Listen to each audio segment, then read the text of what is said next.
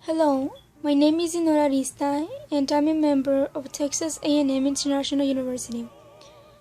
For my out-of-the-box experience, I went to explore the Catholic religion. I am Hispanic, but unlike many Hispanics, I'm a Mormon. I go to the Church of Jesus Christ of Latter-day Saints, and I know that my church is different from the Catholic Church or other Christian churches. I have never been at a Catholic church, so I don't know much of it. I have friends who are Catholic, but I never questioned them or felt the need to. I believe that if I research more about other religions than my own, I will learn to be more tolerant towards other religions. Many people fight over religion because they are ignorant of one another. Thus, I want to learn more in order to avoid conflicts or misunderstandings. I also want to learn why most Hispanics are fond of that religion. With that knowledge, I would not only understand the religion better, but also my ethnicity and race. For this project, I would like to visit any Catholic church, interview a person or persons that are truly devoted, and attend events. I know of a church close by that several of my friends attend, and I will ask them for information in regards to the time and the length of the church sessions. I want to also find out if they're going to do anything for Father's Day, because that will be my opportunity to see how they celebrate important events. I've heard that the stereotypes saying that the Catholic churches always have loud events and people get drunk. I have also heard that in a more general scale that a majority of the Catholic priests are pedophiles, and nobody does anything to stop them. On top of that, I have heard that Catholics are greedy and hypocritical because all the popes, except for recent Pope Francis, go around in a golden car and golden clothes, preaching humbleness and compassion, while the people that look up to them are poor and hungry. All these negative stereotypes can be true or not, but I would like to have the chance to find out by my own means, because I'm pretty sure that my religion has negative stereotypes as well. In fact, one that comes in mind is that Mormons have multiple wives. It is true that Mormons used to practice polygamy, but not anymore. In addition, many people believe that Mormons are wealthy people who are close-minded and very strict. Some people are like that, but some others aren't, just like any other church. Religion is such a touchy topic that could quickly upset contradictory religions, and for that reason, I would take this project seriously and watch my diction when I am at church or giving the interview. I was quite defensive myself when someone attacked my religion before, but there is no need to. It is just a matter of informing those individuals of your religion so we can grow more tolerant towards each other. Having said that, I will try my best to comprehend the Catholic religion. Thank you for your attention. I did not end up following through my original plan. On a Friday, as my sisters and I were visiting my parents at El Cenito, Texas, we passed through the Rosales Street and I saw her once again, the old lady. I had forgotten about her and my promise to her.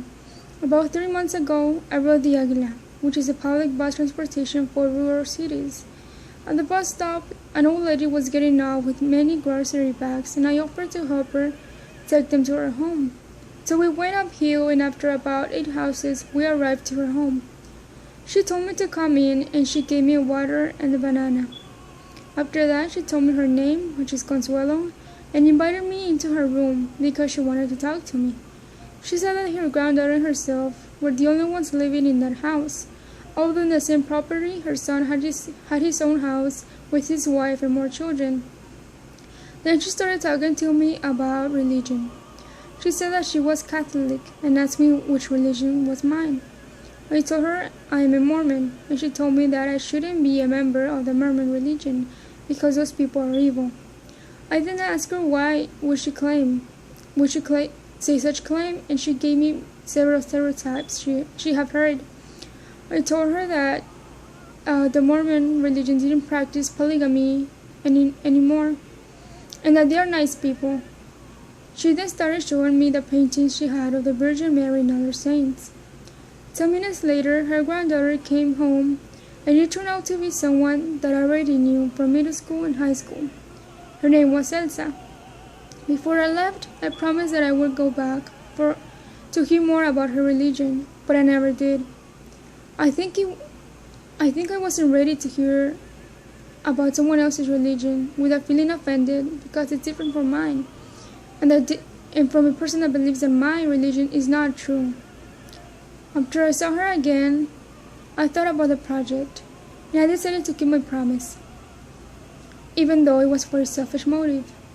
The next morning, I messaged her granddaughter Elsa through Facebook for permission to visit her grandmother. She said that it would be okay in about an hour, and so I formulated some questions. When I met her again, she seemed very happy to hear from me, and that made me feel ashamed for having a hidden purpose. Nonetheless, I told her that I wanted to know more about Catholicism, and she seemed very willing to answer my questions. We communicated in Spanish, but I translated the questions and answers in English. My first question was, why are you a Catholic? Is it because your parents were Catholic as well? Her answer was that I was correct. Her parents were born in Mexico, and she was born in Mexico as well. So when she was little, her parents would always take her to a Catholic church. She grew up with that religion, and she likes that religion. As any other religious person, she believes that hers is the only correct one, and all the other ones are not true. I then asked her if she believed only Jesus Christ, and she told me that she believed in him, but also in saints. And then she showed me a pendant of San Judas. San Judas is also one of the saints that my uncle and my best friends believe in. I also asked her if she thought it would be better for schools to teach religion, to implement religion into the school system. She said that she would want that because the children would learn morals and wouldn't stray away like the teenagers from today. They have children before marriage and that start students at schools. She said that it would benefit the younger population as well. Having heard that, I thought it was time to touch more controversial topics. So I asked her, what do you think about abortion and homosexuality? Consuelo said that she believed that both abortion and homosexuality was a sin. She said that a woman shouldn't kill a life because God had made that life, and if the woman got rid of it, she would be offending God. In addition, she said that homosexuality is immoral because God made a man and a woman for a reason, to keep each other company and procreate. She said that anything outside of that is unnatural and goes against God's wishes. Afterwards, she started talking to me about her life, and so on. We then had to depart because she had a doctor's appointment at the Cenizo clinic, so I walked her and then I headed home. I told her I was going to visit her again sometime, and this time I do plan to keep my promise. Not because it is a duty, but because I want to. Religion is a very sensitive subject. People can easily be angered by a belief that is not the same as theirs. Many fights, wars, and battles have been caused because of religious intolerance. That is why it is crucial for teachers to know how to handle a classroom composed of students of different religions. When teaching our students, we should be conscious of the different religions of the students, and we should be careful not to offend any of them. If we promote our religion in the classroom, whether it be verbally or visually, we can influence the students to become worshippers of our religion. That can bring serious consequences because if they already have a religion, they can become confused. They can also see us in a different light and treat us differently, based on the stereotypes they have heard about our religion.